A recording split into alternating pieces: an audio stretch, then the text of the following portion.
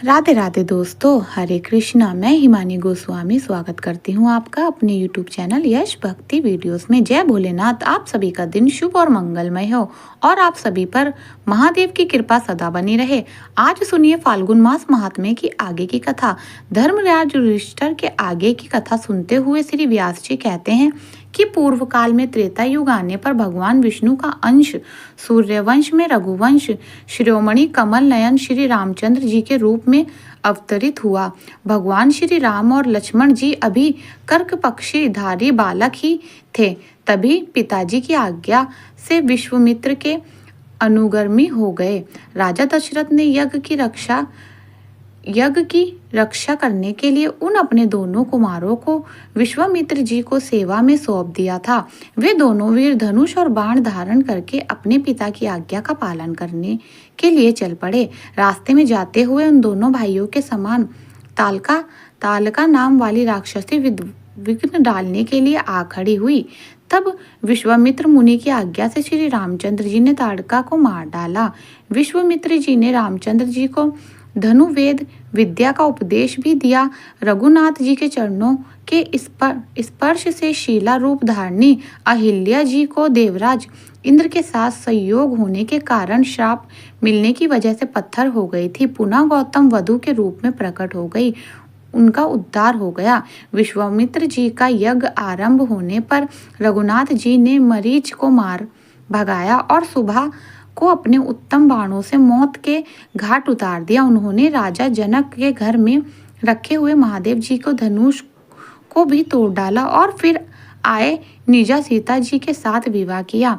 जब वे अयोध्या को लौटने लगे तब रास्ते में परशुराम जी उन्हें मिले।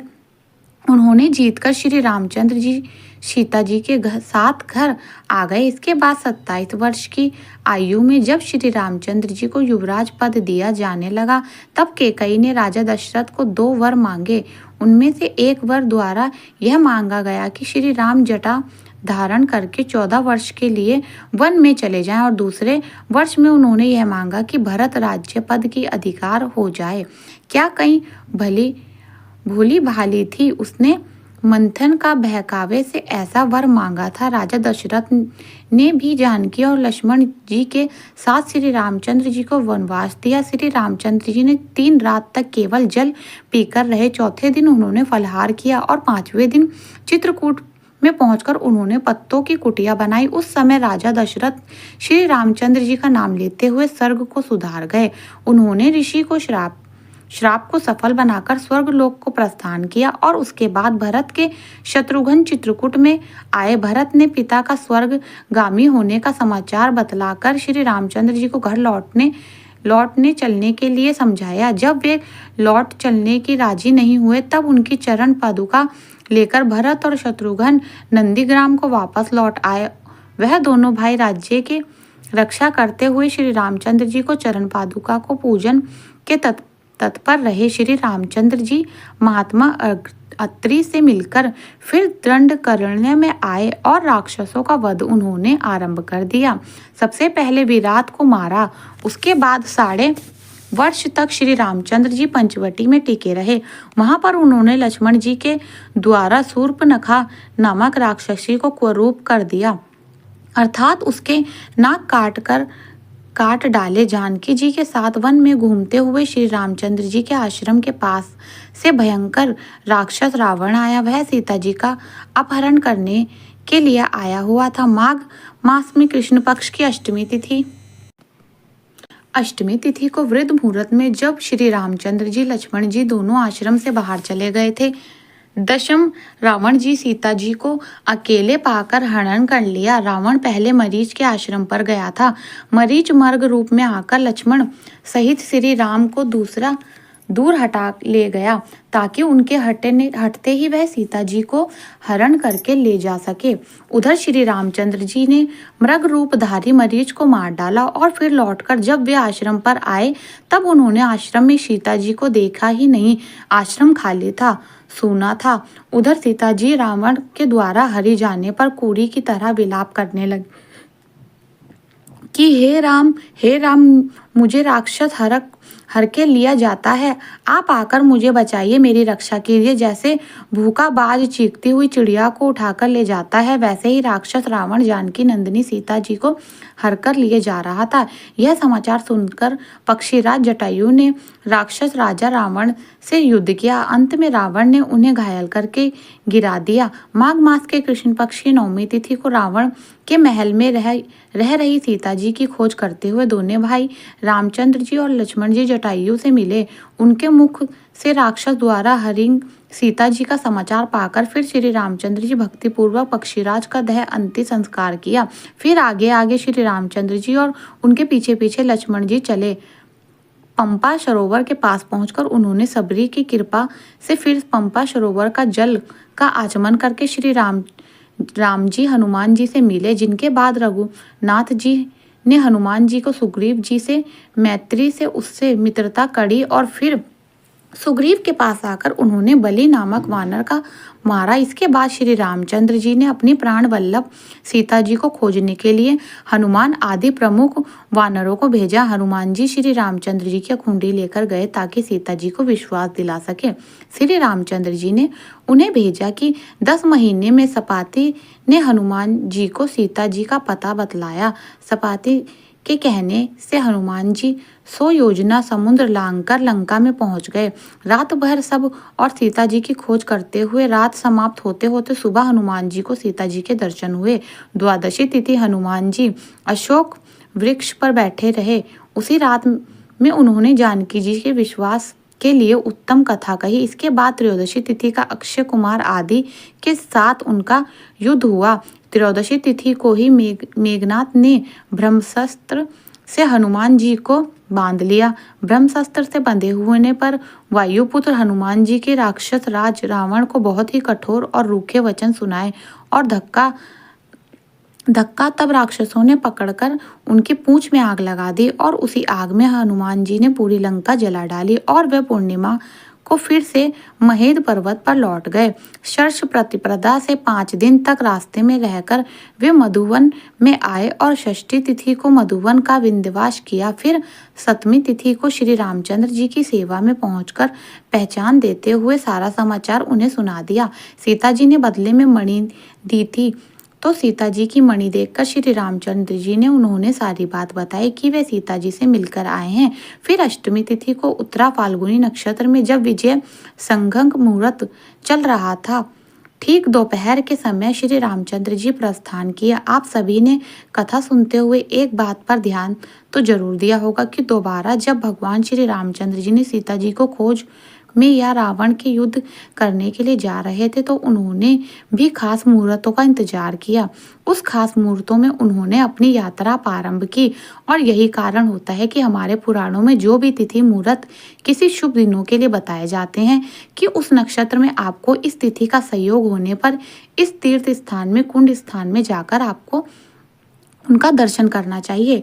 किसी कुंड में सरोवर में आपको इस कारण करना चाहिए और तब उससे किसी पुण्य की प्राप्ति होती है, कोई रोग व्याधि दूर हो जाती है, यह किसी खास काम में आपको विजय प्राप्त हो सकती है। तो यह सारा विस्तार हमने पुराणों में बिल्कुल सच बताया है। यही कारण है कि हम जब भी कोई नया काम शुरू करते हैं, कोई भी काम करते हैं, तो उससे पहले हमें शुभ मुहूर्त देखना पड़ता है कि हम जो भी काम करने जा रहे हैं उस काम के लिए वह मुहूर्त ठीक है या नहीं। और खास मुहूर्तों में आने पर फिर हम कई बार वह काम शुरू करते हैं और उसमें निश्चय ही सफल प्राप्त होती है। और इन बातों पर, इन सब जानकारियों का हमारे धर्म में, हमारे पुराणों में बहुत महत्व है। तब जब भगवान श्री राम ने ठीक दोपहर के समय प्रस्थान किया, तब श्री रामचंद्र जी ने दक्षिण दिशा में जाने की प्रतिज्ञा करते हुए कहा कि मैं समुद्र को लांघकर राक्षस राज रावण का वध अवश्य कर दूंगा। दक्षिण दिशा की ओर प्रस्थान करते समय श्री रामचंद्र जी के साथी वानर राज सुग्रीव हुए। 7 दिनों में समुद्र के तट पर सेना की छावनी पड़ी। सारे वानर सेना वहां पर एकत्रित हो गई। पौष शुक्ल पक्ष प्रतिपदा से लेकर तृतीया तक अपनी सेना सहित श्री रामचंद्र जी की उपस्थित सागर के तट पर बनी रही। चतुर्थी तिथि को विभीषण आकर श्री रामचंद्र जी से मिले। 5वीं तिथि को समुद्र पार करने के बारे में विचार किया गया। इतनी अपार समुद्र है, कैसे पार करें? अब जब पार करने की बारी आई, बड़ा दुरुस्त समुद्र था। बहुत बड़ी बाधा थी कि कैसे इतना विशाल समुद्र पार किया जाए। तब देखा, भगवान श्री रामचंद्र जी ने 3 उपवास किए।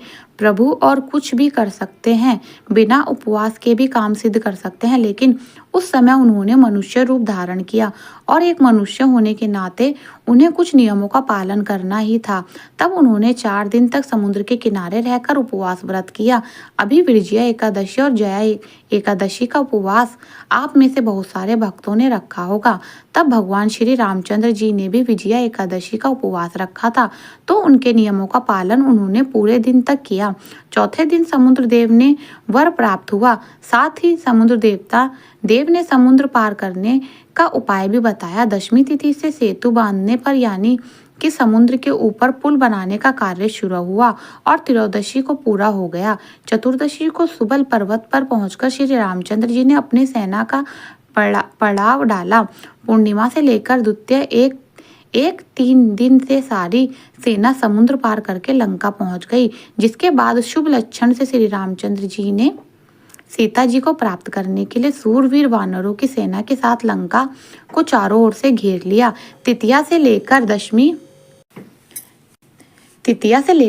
तिथि तक 8 दिनों तक सेना वहां पर टिकी रही। एकादशी के दिन शुक्र और शरण इन दोनों मंत्रियों का आगमन हुआ। पौष कृष्ण द्वादशी को सेना की गणना की गई, गिनती की गई और तत्काल देखा गया कि सेना की तरह कितना बल है, कौन कौन से सैनिक को पहले भेजा जाए, युद्ध में किनको बाद में भेजा जाए। कब श्रेष्ठ सुग्रीव जी ने अपनी सेना का बलवाल का वर्णन किया।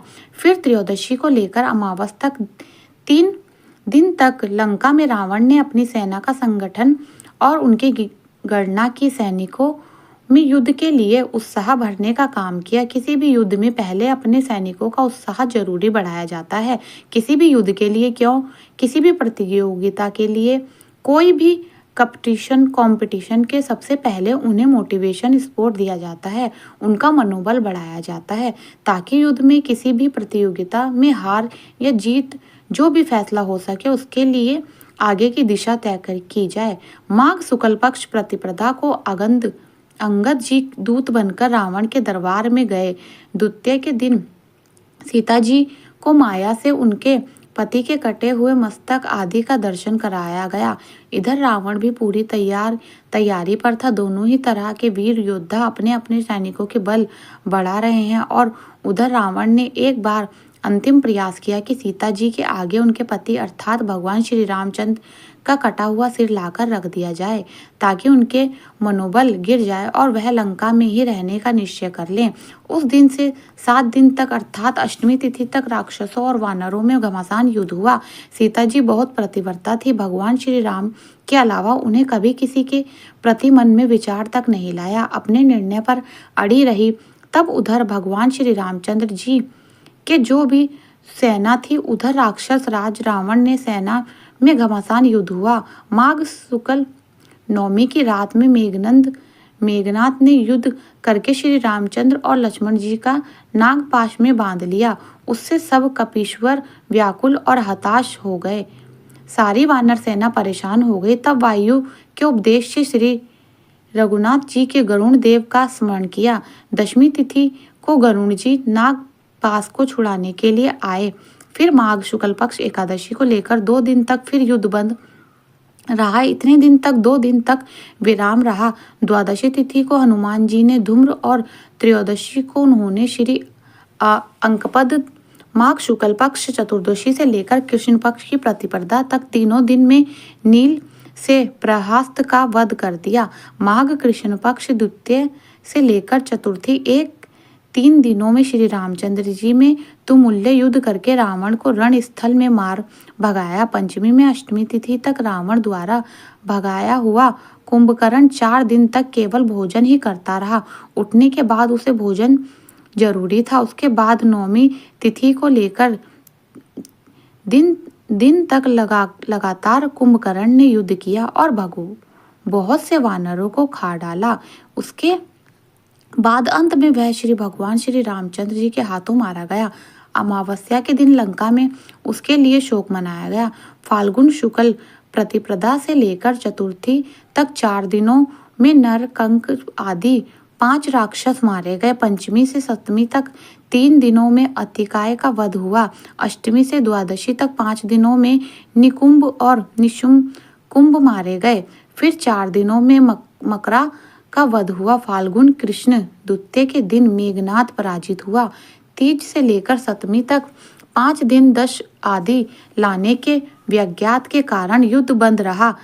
अष्टमी को दुबुद्धि रावण ने शोक के कारण मायामाई मैथिली का व्रत कर दिया। इसके बाद श्री रामचंद्र जी ने सेना के द्वारा पूर्णतः इसका निश्चय किया कि फिर त्रयोदशी के 5वें दिन में लक्ष्मण जी ने विख्यात बल और पराक्रम वाले मेघनाद को युद्ध में मार डाला। चतुर्दशी ने रावण ने युद्ध बंद करके यज्ञ और दीक्षा ली। फिर अमावस्या के दिन वह युद्ध करने के लिए निकला। चैत्र शुक्ल प्रतिपदा को लेकर 5 दिन तक रावण लगातार युद्ध करता रहा। इस युद्ध में बहुत से राक्षस मारे गए। फिर 3 दिन तक रावण के रथ घोड़े आदि मारे गए। चैत्र शुक्ल नवमी का लक्ष्मण जी की शक्ति लगी। तब श्री रामचंद्र जी ने क्रोध में भरकर दशम रावण को खदेड़ दिया। फिर विभीषण की सलाह से हनुमान जी लक्ष्मण जी के लिए औषधि लाने के लिए द्रोणाचार्य पर्वत पर गए और वहां से संजीवनी बूटी लाकर जिसे विश्लम्भ जी का पिलाई। दशमी तिथि के दिन युद्ध बंद रहा। रात में राक्षसों ने फिर युद्ध प्रारंभ कर दिया। एकादशी के दिन श्री रामचंद्र जी के पास मथली नामक सारथी के साथ देवराज इंद्र का रथ आ पहुंचा। चैत्र शुक्ल द्वादशी से लेकर कृष्ण चतुर्दशी तक श्री रामचंद्र जी ने रावण को मार डाला। अमावस्या के दिन रावण आदि राक्षसों का देह संस्कार हुआ। इस तरह घोर युद्ध होने पर भी श्री रामचंद्र जी के अंत में विजय प्राप्त हुई। माघ शुक्ल द्वितीया से लेकर चैत्र कृष्ण चतुर्दशी तक 87 दिन से संग्राम में केवल 15 दिन ही युद्ध बंद रहा। बाकी दिनों तक अर्थात 72 दिन तक युद्ध लगातार चलता रहा। वैशाख शुक्ल प्रतिपदा को श्री रामचंद्र जी रणभूमि में रहे। द्वितीया के दिन उन्होंने विभीषण का लंका के राज्य पर अभिषेक किया। द्वितीया की सीता जी की शुद्धि हुई और देवताओं ने आशीर्वाद दिया। इस प्रकार श्री रामचंद्र जी राक्षसों द्वारा कष्ट में डली हुई परम पवित्र जानकी जी को बड़े प्रेम से ग्रहण करके वहां से वापस लौट आए। वैशाख की चतुर्दशी को श्री रामचंद्र जी पुष्पक विमान पर बैठे और आकाश मार्ग से अयोध्यापुरी की ओर चल दिए। 14 वर्ष पूरे होने पर वैशाख शुक्ल पंचमी को श्री रामचंद्र जी अपने दल बल के साथ भारद्वाज आश्रम में आकर रहे। फिर षष्ठी को पुष्पक विमान से वे नंदीग्राम में आए। सप्तमी को अयोध्या के राज्य पर रघुनाथ जी का अभिषेक हुआ। 14 महीने 10 दिन तक सीता जी को राम से अलग रावण के घर रहना पड़ा था। 14 वर्षों के बाद श्री रामचंद्र जी ने अयोध्यापुरी में प्रवेश किया था। उस समय रावण का गर्व चूर करने वाले श्री रामचंद्र जी बहुत प्रसन्न थे। उन्होंने अपने भाइयों के साथ 11,000 वर्षों तक राज्य किया। राज्य का पालन करने के बाद वे सबके साथ परमधाम में चले गए। राम राज्य में सभी लोग बहुत प्रसन्न रहते थे। सभी धन धान्य से संपन्न और पुत्र पौत्रों से भरे पूरे थे। बदला इच्छा के अनुसार पानी बरसते थे। अन्न और उपज कई गुण अधिक होते थे। गायें घोड़े भर दूध देती थी। कहाँ वृक्षों से सदा फल लगे रहते थे। श्री रामचंद्र जी के राज्य में किसी को कोई रोग दुख शोक आदि नहीं सताता। सभी पुरुष माता पिता आज्ञा मानने वाले और उनकी भक्ति सेवा करने वाले होते थे। ब्राह्मण सदा वेद पाठ में लगे रहते। क्षत्रिय ब्राह्मणों की सेवा करते और वैश्य लोग ब्राह्मणों और गौवों की सदा भक्ति रखते थे। उस समय वर्ण शक्त और कर्म शक्त का नाम भी नहीं सुना जाता था। सभी बराबर थे। कोई भी स्त्री बांझ दुर्वंश तथा वत्स अथवा विधवा भी नहीं थी। सदर्प की कभी विलाप नहीं करना पड़ता था। कोई भी माता पिता और गुरु की अवहेलना नहीं करते थे, उनका अपमान नहीं करते थे। प्रत्येक मनुष्य पुण्य करता और बड़े बूढ़ों की आज्ञा नहीं टालता था। कोई दूसरे की भूमि पर अधिकार नहीं जमाते थे। सभी प्राय स्त्रियों को विमुख रहते थे। उन स्त्रियों को सम्मान देते। कोई मनुष्य पर निंदक, दरिद्र, योगी और चोर, जुआरी, शराबी या पापी नहीं होता था। सोना चुराने वाला, गुरु पत्नी मग्न करने, ब्रह्म हत्या, स्त्री हत्या और बाल हत्या करने वाला तथा झूठ बोलने वाला एक भी मनुष्य भगवान श्री रामचंद्र जी के राज्य में नहीं था। इसलिए वह वहाँ पर राम राज्य था। यहीं पर राम राज्य की पहचान होती है। कोई किसी की जीविका नष्ट नहीं करता, झूठी गवाही कोई नहीं देता, शस्त्र कृतिका और मालिन मनुष्य कहीं पर भी देखने से नहीं मिलता था। ब्रह्म वेदों के पारंगत विद्वान होते थे और सदा सर्वदा उनकी पूजा होती थी। अत्यंत विख्यात राम राज्य में कोई भी मनुष्य ऐसा नहीं था जो व्रत का पालन करने वाला या भगवान की भक्ति ना हो। राज्य करते हुए श्री रामचंद्र जी के पास उनके पुरोहित महाभाग्य तीर्थों में भ्रमण करके आए। श्री रामचंद्र जी ने द्रुपुक आदि द्वारा मुनियों सहित गुरु वशिष्ठ जी का पूजन किया, जिसके बाद मुनिवर वशिष्ठ जी ने श्री रामचंद्र जी के उनके राज्य अथवा आर्थिक खजाना, देश, उत्तम बंधु तथा सेवकों के विषय में कुशल मंगल पूछा। श्री रामचंद्र जी कहने लगे, हे गुरुदेव, आपकी कृपा से, आपके प्रसाद से मेरे लिए सर्वथा कुशल है, सब कुछ कुशल मंगल है। जिसके बाद श्री रामचंद्र जी ने मुनिवर वशिष्ठ जी से उनकी पत्नी और पुत्र की कुशल मंगल का समाचार पूछा। तब वशिष्ठ जी ने भूमंडल में जिन जिन क्षेत्रीय तीर्थों का देवालय का दर्शन किया, उन सब का चर्चा करते हुए सर्वथा अपना कुशल मंगल बतलाया। इससे कमल नयन भगवान श्री रामचंद्र जी बड़े विस्मित हुए और वशिष्ठ जी के उत्तम तीर्थ का महात्म्य पूछने लगे। वशिष्ठ जी ने जिन जिन तीर्थों का दर्शन किया, जिन जिन तीर्थों की यात्रा की थी, उनका क्रम वृत्तांत भगवान श्री राम जी को सुनाया। प्रारंभ किया। जय भोलेनाथ। आज के अध्याय में बस इतना ही। इसके आगे की कथा आप सभी आने वाले अध्याय में जरूर सुनिएगा। तो यह था आज का अध्याय। आशा करती हूँ आपको मेरा वीडियो पसंद आया होगा। अगर मेरा वीडियो आपको पसंद आए तो प्लीज़ मेरे चैनल को लाइक, शेयर, सब्सक्राइब करना ना भूलें और कमेंट बॉक्स में जय श्री राम जरूर लिखें। राधे राधे।